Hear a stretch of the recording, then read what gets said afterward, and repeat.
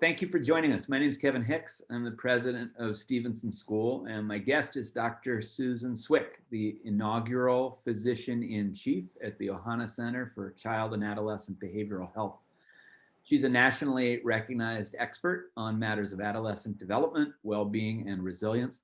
She received her BA at Brown University and her MPH and MD degrees at Columbia University, and happily, Dr. Swick is also a Stevenson parent and a trustee.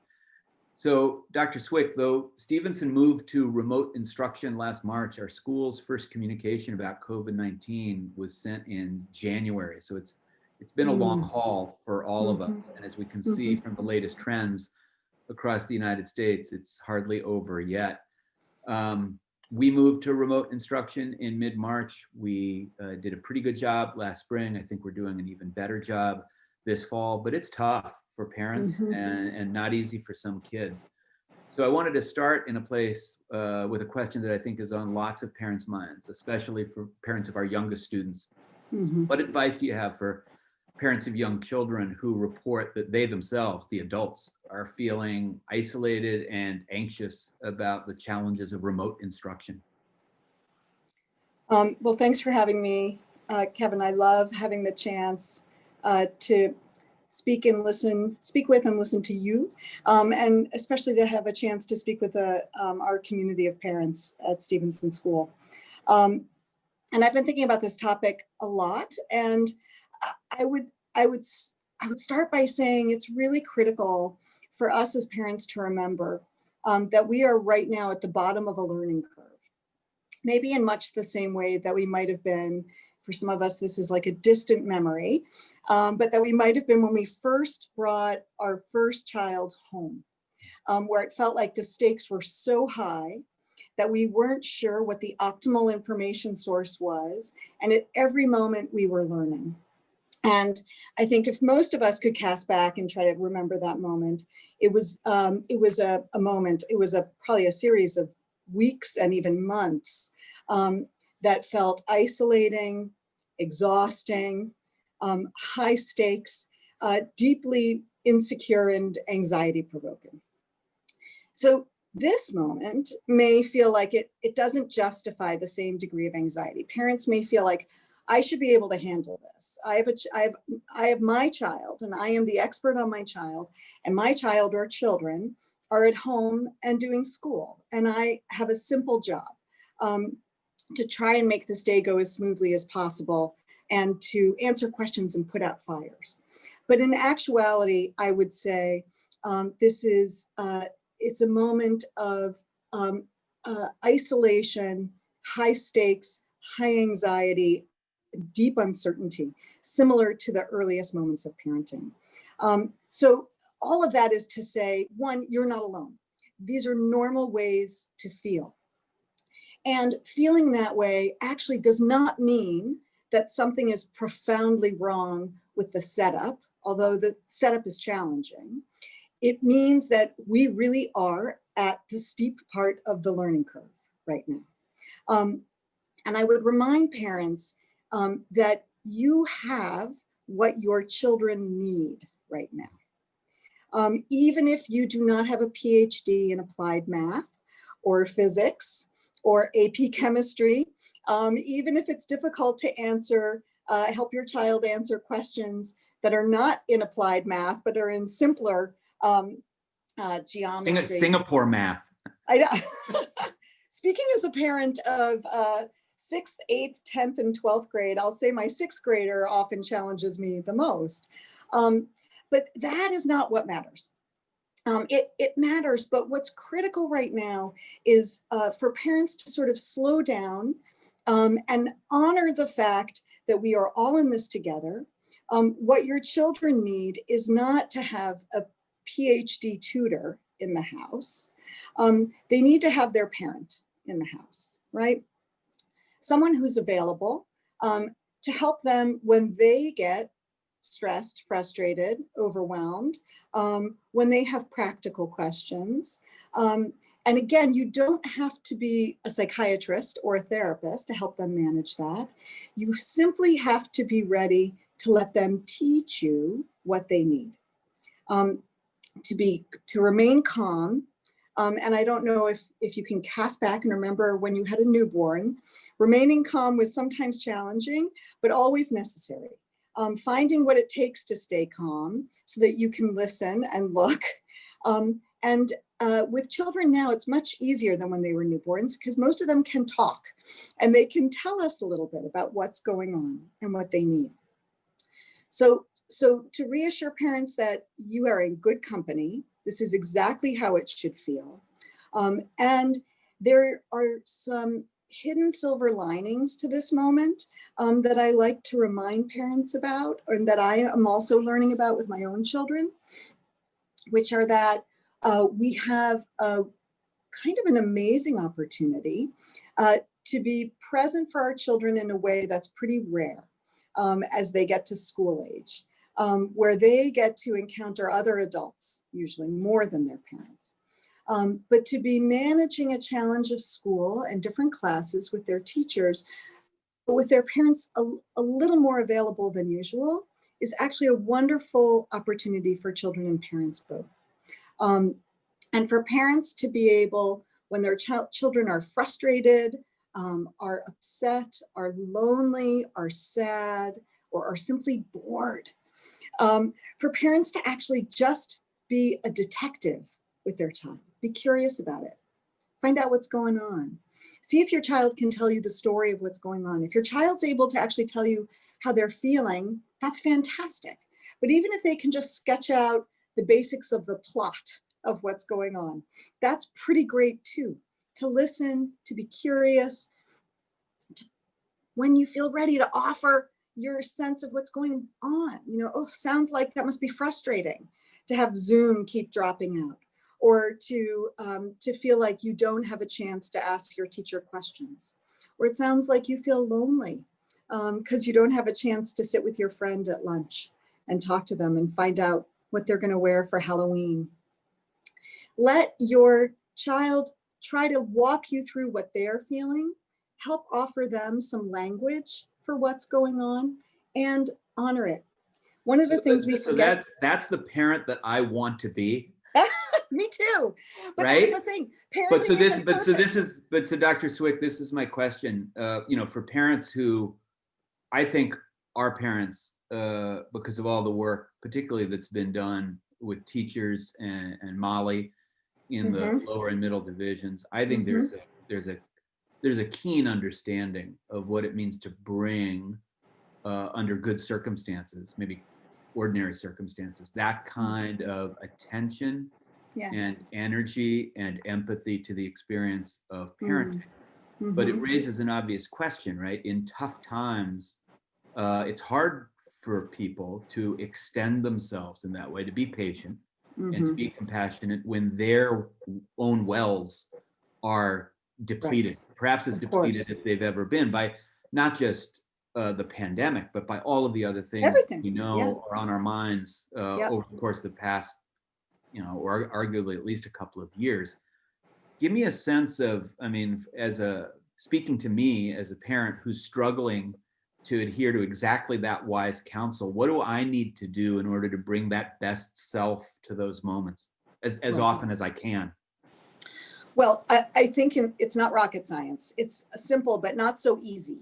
And the key is to be paying attention also to what keeps your battery charged, honoring the fact that this is a moment where everyone's battery is likely very drained, whether it is by, there's so many potential sources of stress in the public sphere, in the political sphere, and grave uncertainty when it comes to the economy, when it comes to public health situation. There's so many reasons. And then in everyone's own domestic situation, there's likely many other layers. Worry about an elderly parent that's very isolated, worry about someone who's unemployed in the family. So there's many drains. So honoring that our batteries are likely to be at a lower ebb than usual, and making sure you protect time to get your oxygen mask on first. And protecting time actually means just that. It's very easy to say self-care is important. It's always the first thing to go when you have a job and you have kids at home and someone's hungry and the house is a mess. Self-care goes out the window. And I would say much as when you had a newborn at home and your wisest friend might say, when the baby sleeps, you sleep, regardless of how many dishes are in the sink and how much laundry needs to be done. When the baby sleeps, you sleep. I would say right now, whenever there is a chance, or even set out in front of time and say, I protect an hour first thing when I get up to go for a walk, or to do the things that recharge your battery. If you're not sure what recharges your battery, that's actually an amazing thing to know, and to say, I better figure that out. Now is a great time for me to figure that out. I would offer that making sure there is movement in every day, and movement that you find. Don't set out a ridiculous ambition for yourself, like I'm going to be ready to run a marathon in 6 months, unless you already are running 6 miles a day. Put in some kind of movement that's realistic. And whether it's a yoga class on your screen, or we're fortunate enough to live in a part of the world where the weather is generally conducive to going outside most days, get out for a walk. So movement is fantastic. It's very important. Making sure there's a little time for connection with the people that charge your battery. It should not be connection with people that drain your battery. So obligatory connections are wonderful, but if they don't charge your battery, make sure you protect other time for those friends, those family members, those people that offer you perspective, that offer you a laugh, that offer you comfort, who know you well. Protects that connection time. And activities that have meaning for you.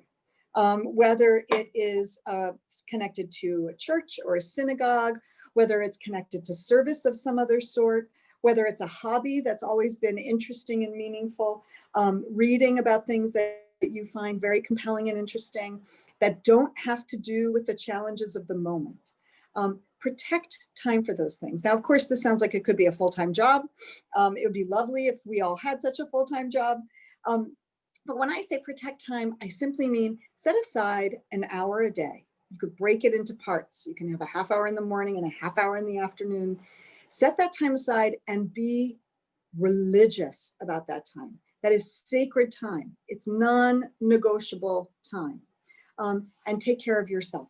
Because only when your battery is moderately well charged are you going to have the bandwidth to be able to be curious with your kids about what's going on with them. The other piece I would say about that is to bear in mind that being present for your children does not require that you are perfect. And in fact, sometimes getting frustrated with your children, losing your temper, making a snarky remark with your teenager rather than a thoughtful, wise comment that expands their perspective. This is the human condition. And in fact, every time you feel that you may have maybe missed an opportunity or failed, or even worse, done something that you feel ashamed of with your child, that is actually an opportunity too. Being able to then check back in with your child and say, you know what? I'm sorry I lost my temper. I'm sorry I flipped my lid. I'm sorry I called you ungrateful, or whatever 4-letter word you may have used. I feel like there's a sense of connection between that and a point that you made a couple times earlier about that analogy to bringing home the newborn, right? Yeah. Because my recollection of that with our daughter was that I was super concerned about her physical fragility. Yes. Right. And It took me not too long to realize that in fact she was pretty strong and a tough little nut, and she wasn't going to break, right, physically. And I think that as parents think about those moments where they hold themselves to a high standard and they fail to meet that standard because they responded in a brittle way to a request for a grilled cheese sandwich when they were about to get on a Zoom call, right? And told the kid to pound sand, right? And now, and oh my gosh, I failed. right? Yeah. Or, I haven't supported my child in the way that all other parents must be supporting their children. And Right. can you, when we think about that, that's a powerful connection there, right? That's where the money is. Growing up is really about learning to um, get good at feeling bad, right? It's learning, how do you manage it when you have a setback or a failure, or a disappointment that in yourself or in someone else. And when we as parents are disappointed in ourselves, we do something that doesn't live up to our idea of what Dr. Hicks or Dr. Swick might have been recommending. That's actually where the money is in parenting, and being able to say to your child, it can be a day later, it can be several days later, when I said that thing, I wanted to apologize to you because I feel bad that I lost my temper. And some days it's just really hard to do all the things we have to do. And sometimes I get frustrated. Sometimes I don't say things the way I wish I did. What's so powerful about doing that is that a parent is modeling for their child that they're not perfect, and that we're all capable of noticing it when we've fallen a little bit short of our ideals or our wishes or our plans. And we can recognize it, we can own it, and we can learn from it and rebuild. That's modeling for our kids, especially for our littlest kids, but also for our teenagers and our young adult children, that's actually what life is about. We learn the most from our setbacks and failures, not from when we really ace it, right? Dr. Swick, there's so many unknowns right now, as we recognize. And I think there are lots of parents who very naturally, when they don't know specifically what to worry about, they worry about everything because that'll presumably cover all bases. I can relate to that. Yeah. It's obviously exhausting. You've done a really good job in the time that we spent together this morning, giving us a sense of how sort of not to over-attach to acute moments of dismay, right? Passing weather of a bad mood, That's right. right? We don't want to over respond to that and try to smooth a path where there's a total absence of distress. But for some parents, there's a very understandable and I think important concern about, okay, how do I, as I'm watching my child navigate her way through the challenges of remote instruction, probably not seeing her friends as much as anyone would prefer, and spending more time alone, and in some ways feeling perhaps distant, missing out, right? And the fear of missing out can be part of that too. How, as a parent, what are some of the signs and signals, or where can I go to learn more about the distinction between an acute period of distress and something that's more chronic where I need to reach out for more help? Right. Well, I would say first that, any parent that's really interested in learning more about the distinction between what is developmentally normal and even healthy in terms of signs of distress and unhappiness, and what are symptoms that suggest an illness, a psychiatric illness, an anxiety disorder, or mood disorder. There are wonderful websites. There's the Child Mind Institute, has wonderful screening quizzes that you can go through as a parent to see if your child might have symptoms of a disorder. The American Academy of Child and Adolescent Psychiatry and the American Academy of Pediatrics both have great websites for parents that have a lot of information about what to expect at different developmental stages. I often will say to my students that each developmental stage actually looks a little bit like different psychiatric disorders. It's very normal for toddlers to look, if you read the diagnostic criteria, toddlers actually look like they have bipolar disorder. It just is how when our daughter first started to learn to write letters, I was convinced that little love notes were being left all over the house by a serial killer. Yeah, that's very normal and healthy. There is the serial killer stage.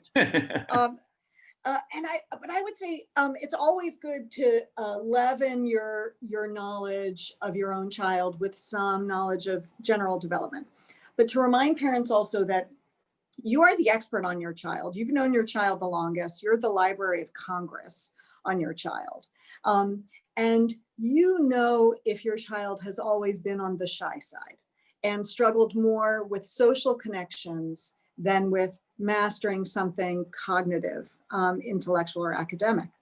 I use that as an example because you're going to go into this era of virtual or hybrid schooling, knowing what you as a parent are particularly worried about with your child. Are you more worried that they're going to fall behind in math or English, or are you more worried that they're going to fall behind in terms of social skills, that they're going to lose out on friendships, or they're going to get comfortable snuggling into a blanket nest at home, and it's going to be really hard to nudge them back into a social setting to start making friends or trying to make friends again.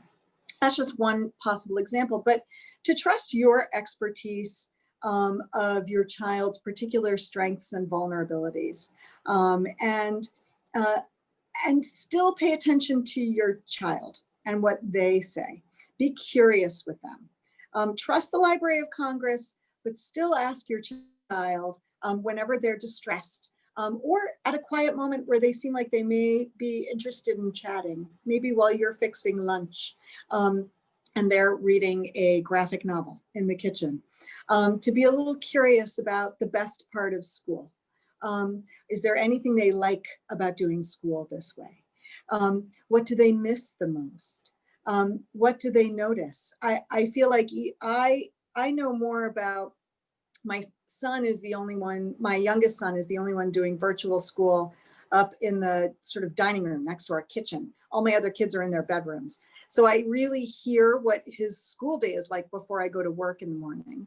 And when I'm home in the afternoon, I sometimes will ask him about, there's certain kids that I'll hear speak in school, and I'll see his face and I'll be like, And so afterwards, when we have time together, I'll check in with him. And I've learned much more about what school is like for him, what his relationships are like, than I think I knew in a more granular way.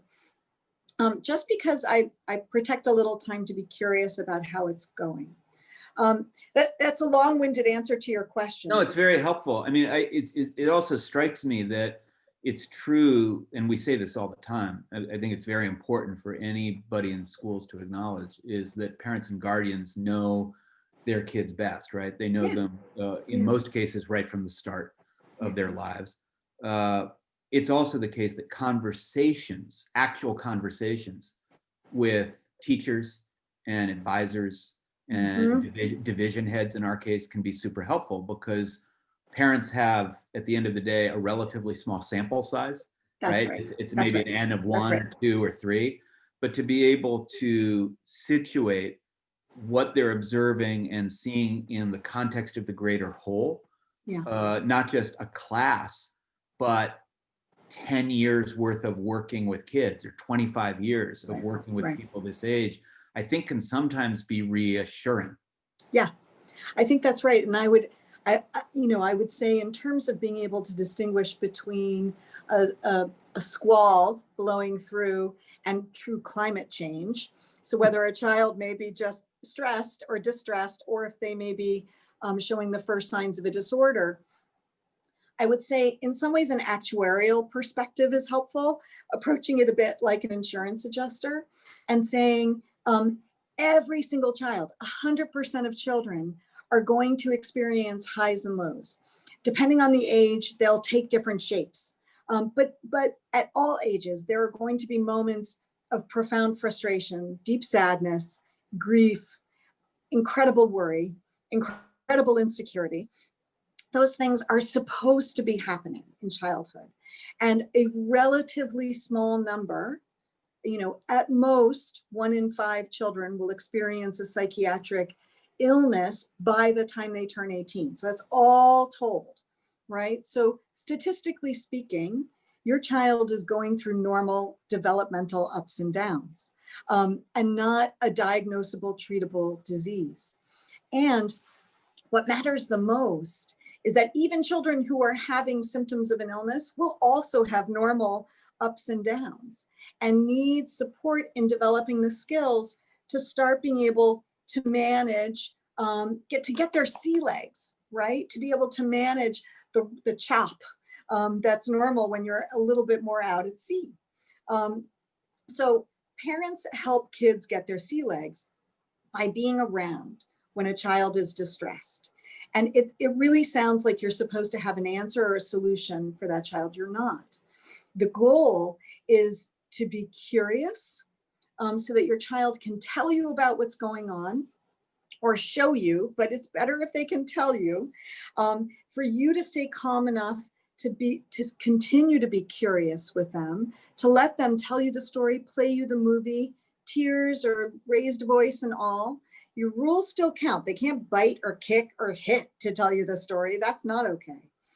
But to be able to listen and absorb and model that this is part of life. Distress, discomfort, unexpected disappointments, unexpected challenges. This particular year does feel historic in the nature of the challenges and the unexpected stresses that we've faced. But history happens, and being able to be with your kids, to be curious, to be able to actually bear whatever they're feeling next to them, to be able to affirm, I can see why you would feel that way. I get it. I feel that way too some days. This has been really hard. I miss my friends.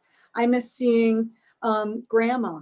I'm sad about Thanksgiving. Honoring that. Being able to affirm that having these strong feelings is normal, it's even universal. And that in a sense, when you simply say that and bear it with your kids, you demonstrate for them that not all feelings need to be fixed, right? They need to be born. We still can then say, so what can we do? What can we do right now? Should we take a break from school and go for a walk? Should we work on an art project? What are the things that you think give your child a sense of agency? We know I mentioned movement and meaning. Having your kids do that too. You know, maybe your child is feeling really sad about missing their friends, and thinking about how are we going to be able to, how could we have a little more connection time with them? Or how could we show some appreciation for the things that are really good right now? And by that, I mean, maybe kids write letters to frontline workers, make a few cards that they're going to send to an emergency department or to an ambulance service or to the firemen, and just saying, we really appreciate that you're working on the front lines. And even though it's a time where it's especially hard because there's a pandemic and there's financial difficulties, but showing appreciation for those that are also working hard. Maybe it's a note to their teacher for working hard to try and transfer a curriculum to a fully virtual one. Taped to a box of wine. Taped to a box of wine. I think the parents can always enhance those plans. But offering, helping kids think about, what is it that I can do? How can I contribute to this moment in a way that shows my appreciation? Can be very powerful for kids. We're nearing the end of our time, and I want to express gratitude because since you and your family have come into our community, you've been so generous with your expertise and your wisdom, with great good humor and generosity of spirit, and we've learned a lot. I mean, I would say that the conversations that we've had with you, and especially since you joined our board, have been really helpful. I think for the trustees to understand dimensions of school keeping that they didn't necessarily have access to previously, but you've been of tremendous help to me and to Dr. Griffiths and to Molly Bozzo, Eric Olson, the Dean of Students in the Upper Division. I mean, we're tremendously grateful for that. This is not, I mean, I will assure everyone, this is not a question that I shared with you before asking it, but when you look at the general core themes of the way that this particular school has tried its best to navigate these complexities, are there a couple of things that you see that that really describe what the school's approach has been in a way that I hope that our parents can take some pride in, comparatively speaking. Mm. So the first word that comes to mind is humility. And by humility, I suppose I mean um, a, a true thoughtful openness. It is very easy in moments of great uncertainty to try to adhere rigidly to predetermined plans, or to maybe the dictates or rules that might be offered by different institutions. We look for those things. But the truth is, in a moment of great uncertainty, it is actually most powerful to try to stay awake, to have your eyes and your ears open, to be taking in information in a way that's not varnished, that's not rose colored or gray colored, but that's really accurate. And then take counsel from those that you trust, and those who may know more than you about different domains, and then make the best plans you can, and go back to start where you stay awake. That's what I mean by humility: true openness, a willingness to be on a learning curve, which is really uncomfortable. Learning curves, there's very few people who genuinely love being on the steep part of the learning curve all the time. It's okay to be on that learning curve in one tiny dimension of your life when the rest of your life feels predictable and mastered. That's true. Right? But this is a moment where each of us, I think, feels, if we're really honest, like there's much more uncertainty than we're generally comfortable with. And when the institutions around us model courage, which is about honoring the fact that we may not know everything, but we're going to have to take in all the information we can, commit to what seems like the best course of action, and continue to take in information, honoring that we may not always get it right, but we're always going to be awake, and we're going to listen, we're going to learn, we're going to pick back up. That's actually how we temper our steel, right? I think as parents, it's really could ultimately be organizing and comforting. It never feels great, but I keep reminding myself of this as a parent too, that anytime I make mistakes and correct course, I'm tempering my steel and I'm helping my children to do the same. When our organizations and institutions can do that, they are truly resilient. They are truly adaptable. So the humility that's necessary to be adaptable, I think, has been modeled. It's been impressive to me as a member of the community, as a member of the Stevenson community, as a parent, as a colleague of yours and of your amazing team that you have. Humility, openness, and collaboration have all been such a great part of it. I feel very fortunate. Thank you for all of that. That's very generous, and it's what we strive for sure. I would be very remiss before concluding. There are lots of families, I would imagine, who maybe have missed some of the articles, some of the coverage of Ohana's development. Could you just give us a very brief précis of what the Ohana Center is about, the resources that it provides, particularly the Central Coast now that haven't been available previously, and sort of where things stand?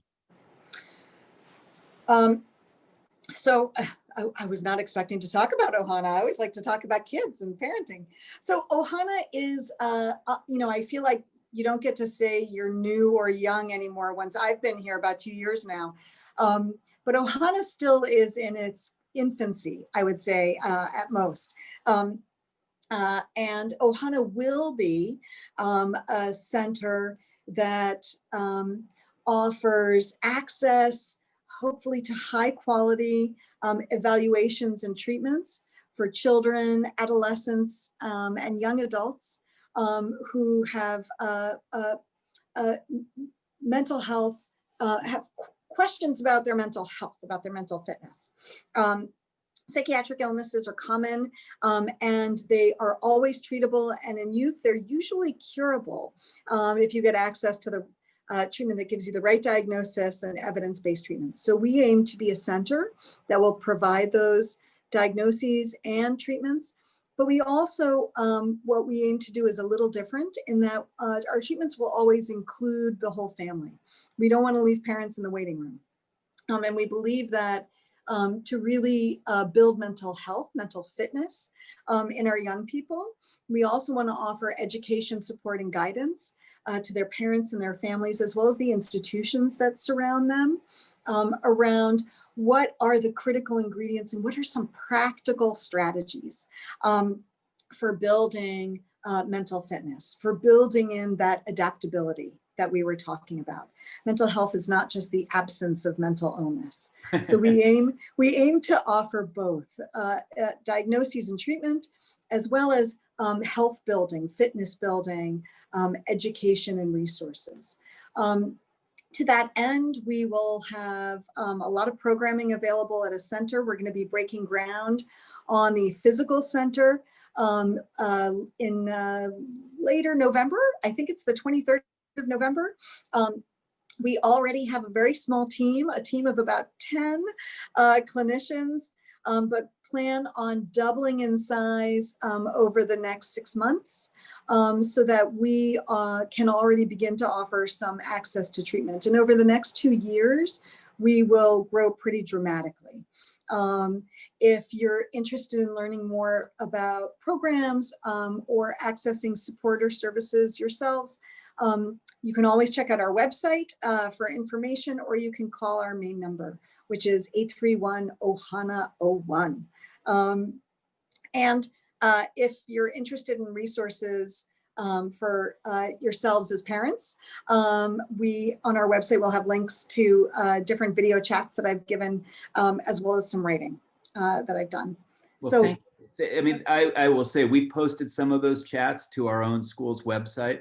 And I will tell you, and certainly convey to my fellow parents, I sat and watched your talk on movement, mastery, and meaning with my daughter. And it was transformative for her summer. That became the recurring theme of each day in a way of bucketing everything that we were trying to do together. She got, I mean, at the age of 9, she got it and leaped right in and recognized instantly the wisdom of it. So when we talk about the bike ride or running around with the dog or writing a letter to grandma, the resources that you've brought to our community and certainly to our school are deeply welcome. And I'm really grateful to you for joining us and sharing what you have to share with the folks at home. Well, I'm grateful you give me a chance to be part of this community. I'm honored that you feel like it's been what I've had to offer has been useful, and I will say I feel like I learn more than I offer every time I get to participate in a chat like this or in a conversation with a group of parents or with your team. We'll do it again. Okay. All right. Thank you so much. Thank you. Thanks. And thanks to everyone. And take good care of each other. This is a marathon, not a sprint. So pay attention to the things that you can get out of it, as well as what you have to do. And you know what we always say at the end of these things? Go Pirates. Oh, go Pirates. Perfect. Go Pirates. That's what I'll say. All right. Thanks, Dr. Swick. Okay.